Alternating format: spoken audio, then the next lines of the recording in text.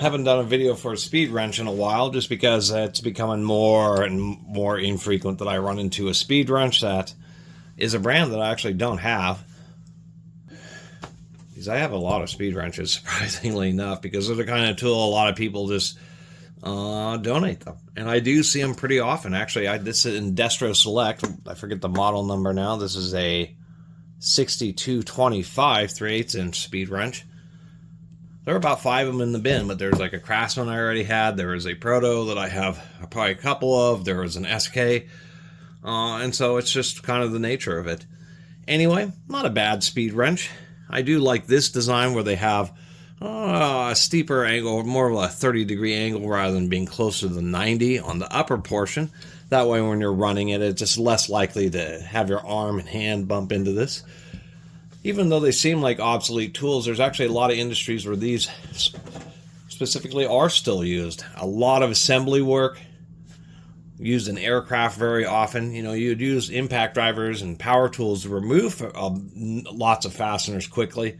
But when you're working with paneling, you know, servicing, CNC machines or just machinery equipment where you have lots of fasteners and sheet metal, those things are super easy to strip out. And so the big advantage to a speed wrench still is that you can still run a fastener in pretty quickly, but then you just have the ability to get that hand feel of where, like in sheet metal, where you just feel where it cinches up, because if you go just a little bit beyond that, it starts stripping out the metal. And so that's the big deal about speed wrenches during assembly work, is they allow you to still have a decent amount of speed putting in a fastener, and then while at the same time being able to have that nice hand feel of the amount of torque that you happen to be applying.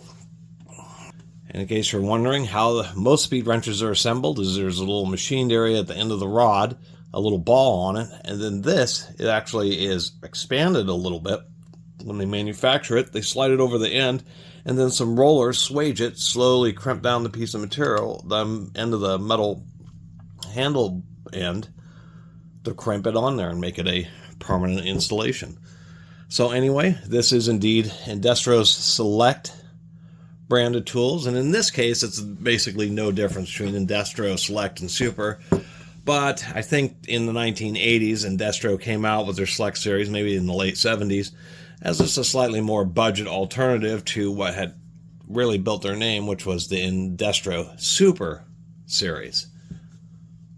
And Indestro has made some pretty good tools over the years, but they just didn't have the market penetration. I mean, everybody knows that's because of Sears. There's tons of Craftsman stuff out there. And many other companies, Wright and Proto and Snap-on and Blackhawk, etc., just had just better sales. Were just a little bit more competitive than what Indestro, Duro Indestro end up having. And unfortunately, they kind of went the way of the dodo, where many other brands, Proto and Snap-on are part of huge conglomerate corporations, and then there are brands like Wright Tools, which are still privately held independent tool companies. It's just kind of more about lessons in business in that case. Not every tool company is going to survive, and Indestro certainly have pretty good products, more than competitive enough with all the other major brands.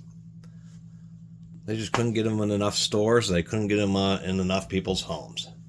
And when more budget import tools started coming in from Taiwan, Japan, some of these, I will say, lesser domestic tool companies just couldn't survive in that competitive market where others could.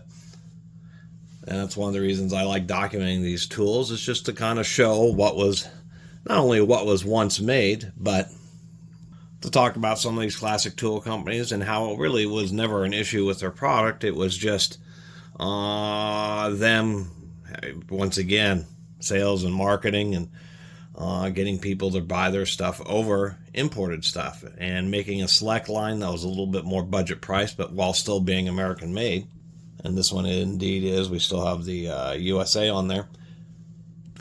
They just couldn't make enough sales, and with how competitive hand tools were, once they started getting on their last legs, per se, a lot of times when they go bankrupt, other companies, sometimes they buy their buildings or their foundries, and sometimes they don't, because so many other tool manufacturers already have their own foundries and already have capacity to supply whatever segment of the market was left open by companies like Indestro going under. But nonetheless, pretty nice speed wrench. Do like the forged end there. We can actually still kind of see some of the raised area of the flashing. Nice little square. I do like how they've kind of rounded all the corners on it. And once again, I kind of prefer ones that have this steeper angle versus just being 90 degree. Just a cool old tool. Anyway, thanks for watching.